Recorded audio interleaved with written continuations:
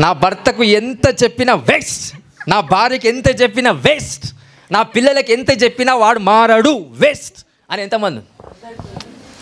మీరు అడ్డగించకపోతే వాళ్ళు చెడిపోవడానికి మీరే కారణమవుతారంట. ఏలి అడ్డగించటం లేదు కనుక దేవుడు ఏం చేస్తుండు? ఆ పిల్లలను శిక్షిస్తున్నాడు. ఒకవేళ ఏలి అడ్డగిస్తే, ఏలి అడ్డగించి చెప్తే, ఏలి అడ్డగించి దేవుని వాక్యాన్ని ప్రకటిస్తే అక్కడ దేవుడి శిక్ష వాళ్ళ మీదకి రాకపోదు. హల్లెలూయా. కానీ ఎంతసేపు మనం ఏం మాట్లాడతాం? ఎంత చెప్పినా వినడు, వేస్ట్. ఎంతమంది మీ ఫ్యామిలీలో అట్లా ఉన్నారండి?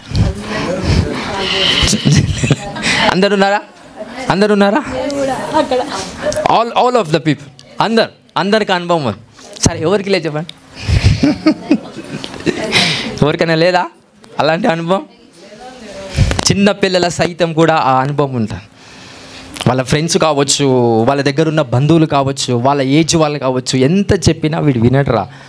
వాస్తవానికి వాడు ఏం చేస్తాడు? అనుభవాలు తెచ్చుకొని వచ్చి, అన్న నాకు ఈ ప్రాబ్లం వచ్చిందన్న, అన్న నీకు ఈ సమస్య, నాకు ఈ సమస్య వచ్చిందన్న. అప్పుడు మనం ఏం చేయలేకపోతాం.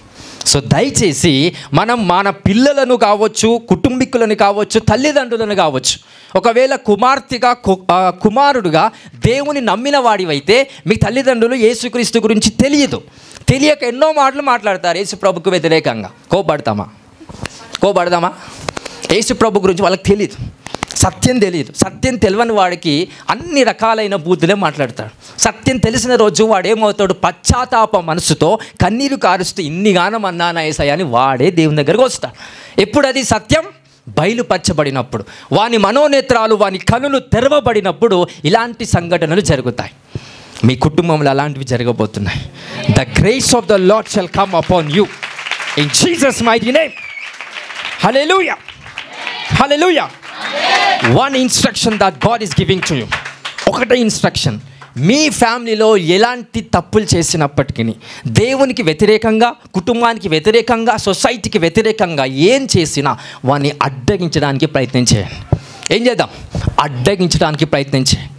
వాని మీదికి దేవుని యొక్క కనికరం వచ్చి వాడు మార్చబడినట్లు దేవుడు తన మీదికి శక్తిని విడుదల చేస్తాడు.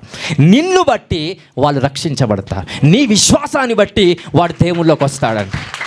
హల్లెలూయా, హల్లెలూయా.